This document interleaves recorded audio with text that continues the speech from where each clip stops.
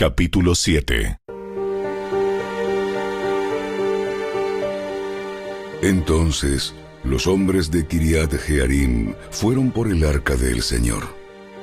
La llevaron a la casa de Abinadab, que estaba en las laderas, y comisionaron a su hijo Eleazar para que se encargara de ella.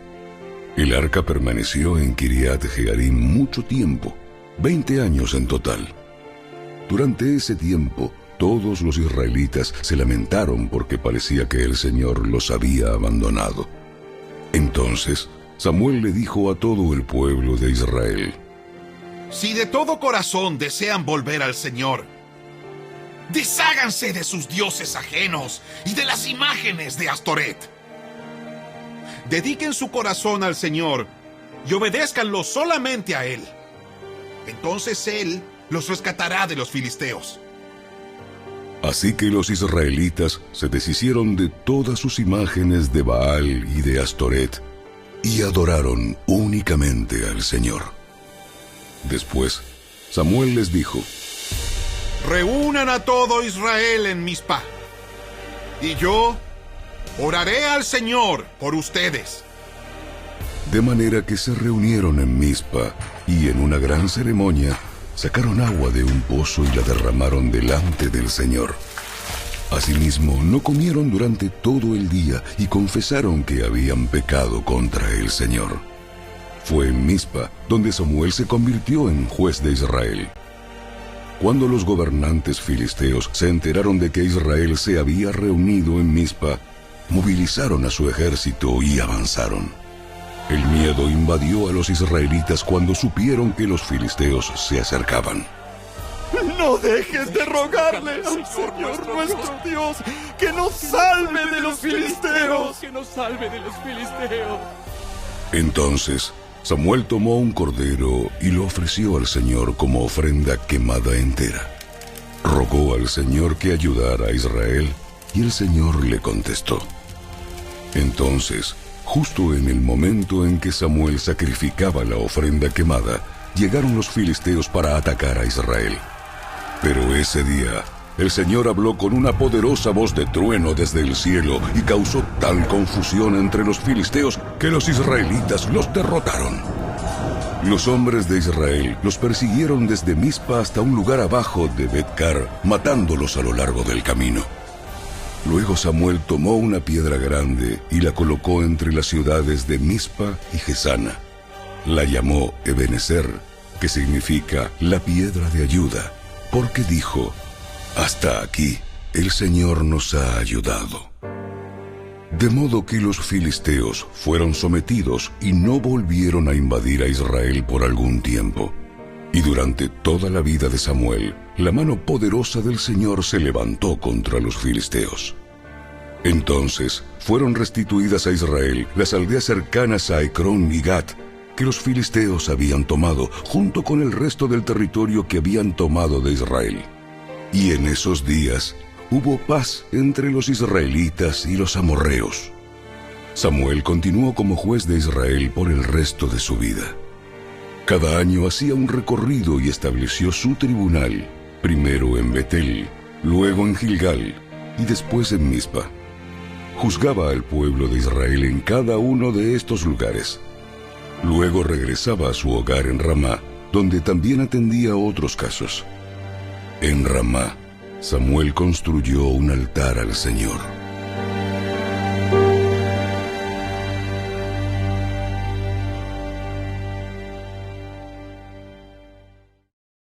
Capítulo 8. Cuando Samuel envejeció, nombró a sus hijos como jueces de Israel. Joel y Abías, sus hijos mayores, establecieron su corte en Beerseba. Pero ellos no eran como su padre, porque codiciaban el dinero, aceptaban sobornos y pervertían la justicia. Finalmente, todos los ancianos de Israel se reunieron en Ramá para hablar del asunto con Samuel. Mira, Samuel, ya eres anciano, y tus hijos no son como tú. Danos un rey para que nos juzgue, así como lo tienen las demás naciones. Samuel se disgustó con esta petición y fue al Señor en busca de orientación. Haz todo lo que te digan, porque me están rechazando a mí y no a ti. Ya no quieren que yo siga siendo su rey. Desde que los saqué de Egipto me han abandonado continuamente y han seguido a otros dioses. Y ahora te tratan a ti de la misma manera. Haz lo que te pidan, pero adviérteles seriamente acerca de la manera en que reinará sobre ellos un rey. Entonces Samuel transmitió la advertencia del Señor al pueblo que pedía un rey. Esta es la manera en que un rey gobernará sobre ustedes. El rey reclutará en el ejército a los hijos de ustedes y los asignará a los carros de guerra y a sus conductores y los hará correr delante de sus carros. Algunos serán generales y capitanes del ejército. Otros serán obligados a arar y a cosechar los cultivos del rey. Y otros harán las armas y el equipo para los carros de guerra. El rey tomará a las hijas de ustedes y las obligará a cocinar, a hornear y a hacer perfumes para él. Les quitará a ustedes lo mejor de sus campos, viñedos y huertos de olivos, y se los dará a sus oficiales. Tomará 1/10 parte de su grano y de sus cosechas de uvas, y la repartirá entre sus oficiales y miembros de la corte. Les quitará sus esclavos y esclavas, y les exigirá lo mejor de sus ganados y burros para su propio uso. Les exigirá la 10ª parte de sus rebaños, y ustedes serán sus esclavos. Cuando llegue ese día, suplicarán ser aliviados de este rey que ahora piden. Pero entonces el Señor no los ayudará. Sin embargo, el pueblo se negó a escuchar la advertencia de Samuel. Aún así todavía queremos un rey. Nuestro deseo es ser como las naciones que nos rodean. El rey nos juzgará y será nuestro líder en las batallas. Así que Samuel le repitió al Señor lo que el pueblo dijo.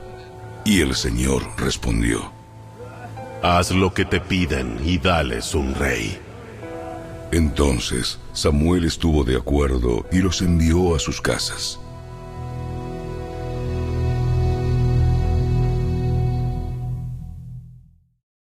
Capítulo 5.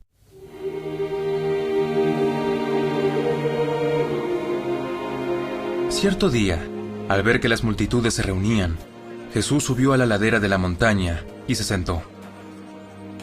Sus discípulos se juntaron a su alrededor y él comenzó a enseñarles. Dios bendice a los que son pobres en espíritu y se dan cuenta de la necesidad que tienen de Él, porque el reino del cielo les pertenece. Dios bendice a los que lloran, porque serán consolados. Dios bendice a los que son humildes, porque heredarán toda la tierra. Dios bendice a los que tienen hambre y sed de justicia, porque serán saciados. Dios bendice a los compasivos, porque serán tratados con compasión. Dios bendice a los que tienen corazón puro, porque ellos verán a Dios. Dios bendice a los que procuran la paz, porque serán llamados hijos de Dios. Dios bendice a los que son perseguidos por hacer lo correcto, porque el reino del cielo les pertenece. Dios los bendice a ustedes cuando la gente les hace burla y los persigue y miente acerca de ustedes y dice toda clase de cosas malas en su contra, porque son mis seguidores. Alégrense, estén contentos, porque les espera una gran recompensa en el cielo. Y recuerden que a los antiguos profetas los persiguieron de la misma manera. Ustedes son la sal de la tierra. Pero, ¿para qué sirve la sal si ha perdido su sabor? ¿Pueden lograr que vuelva a ser salada? La descartarán y la pisotearán como algo que no tiene ningún valor. Ustedes son la luz del mundo, como una ciudad en lo alto de una colina que no puede esconderse. Nadie enciende una lámpara y luego la pone debajo de una canasta. En cambio, la coloca en un lugar alto donde ilumina a todos los que están en la casa. De la misma manera, dejen que sus buenas acciones brillen a la vista de todos, para que todos alaben a su Padre Celestial. No malinterpreten la razón por la cual he venido. No vine para abolir la ley de Moisés o los escritos de los profetas. Al contrario, vine para cumplir sus propósitos. Les digo la verdad, hasta que desaparezcan el cielo y la tierra, no desaparecerá ni el más mínimo detalle de la ley de Dios hasta que su propósito se cumpla. Entonces, si no hacen caso al más insignificante mandamiento y les enseñan a los demás a hacer lo mismo, serán llamados los más insignificantes en el reino del cielo. Pero el que obedece las leyes de Dios y las enseña, será llamado grande en el reino del cielo. Les advierto, a menos que su justicia supere a la de los maestros de la ley religiosa y a la de los fariseos, nunca entrarán en el reino del cielo. ¿Han oído que a nuestros antepasados se les dijo, no asesines? Si cometes asesinato, quedarás sujeto a juicio. Pero yo digo, aun si te enojas con alguien, quedarás sujeto a juicio. Si llamas a alguien idiota, corres peligro de que te lleven ante el tribunal. Y si maldices a alguien, corres peligro de caer en los fuegos del infierno. Por lo tanto, si presentas una ofrenda en el altar del templo y de pronto recuerdas que alguien tiene algo contra ti, deja la ofrenda allí en el altar. Anda y reconcíliate con esa persona. Luego ven y presenta tu ofrenda a Dios. Cuando vayas camino al juicio con tu adversario, resuelvan rápidamente las diferencias. De no ser así, el que te acusa podría entregarte al juez, quien te entregará a un oficial y te meterán en la cárcel. Si eso sucede, te aseguro que no te pondrán en libertad hasta que hayas pagado el último centavo. ¿Han oído el mandamiento que dice, no cometas adulterio? Pero yo digo que el que mira con pasión sexual a una mujer, ya ha cometido adulterio con ella en el corazón. Por lo tanto, si tu ojo, incluso tu ojo bueno, te hace caer en pasiones sexuales, sácatelo y tíralo. Es preferible que pierdas una parte de tu cuerpo y no que todo tu cuerpo sea arrojado al infierno. Y si tu mano, incluso tu mano más fuerte, te hace pecar, córtala y tírala. Es preferible que pierdas una parte del cuerpo y no que todo tu cuerpo sea arrojado al infierno. ¿Han oído la ley que dice, un hombre puede divorciarse de su esposa con solo darle por escrito un aviso de divorcio? Pero yo digo que un hombre que se divorcia de su esposa, a menos que ella le haya sido infiel, hace que ella cometa adulterio. Y el que se casa con una mujer divorciada también comete adulterio. También han oído que a nuestros antepasados se les dijo, no rompas tus juramentos, debes cumplir con los juramentos que le haces al Señor. Pero yo digo, no hagas juramentos, no digas, por el cielo, porque el cielo es el trono de Dios. Y no digas, por la tierra, porque la tierra es donde descansa sus pies. Tampoco digas, por Jerusalén, porque Jerusalén es la ciudad del gran rey.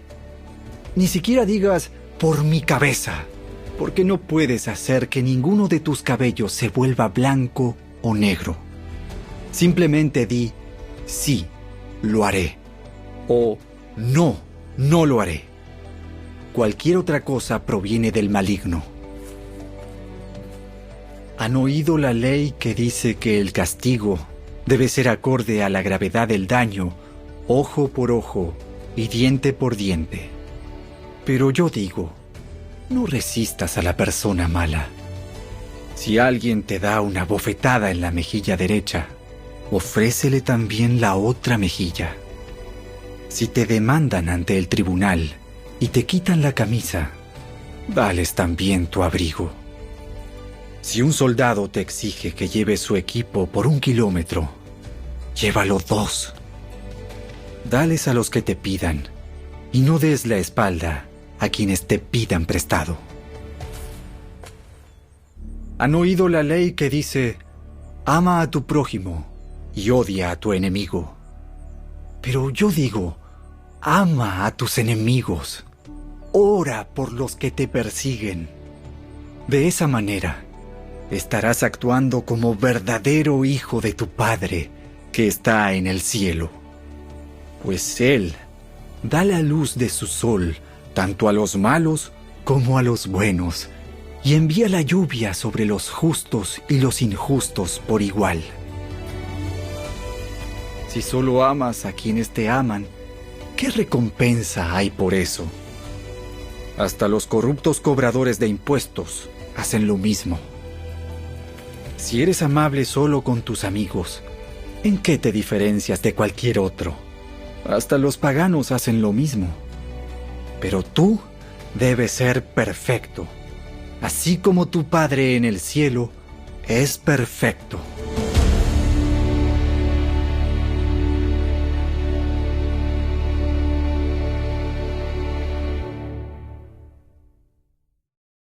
Salmo 10.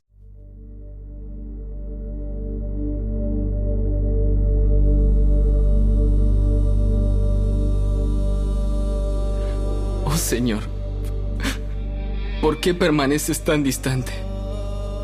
¿Por qué te escondes cuando estoy en apuros? Con arrogancia los malvados persiguen a los pobres. Que sean atrapados en el mal que traman para otros. Pues hacen alarde de sus malos deseos. Elogian al codicioso y maldicen al Señor. Los malvados son demasiado orgullosos para buscar a Dios. Parece que piensan que Dios está muerto.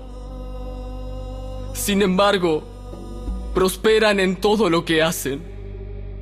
¿No ven que les espera tu castigo?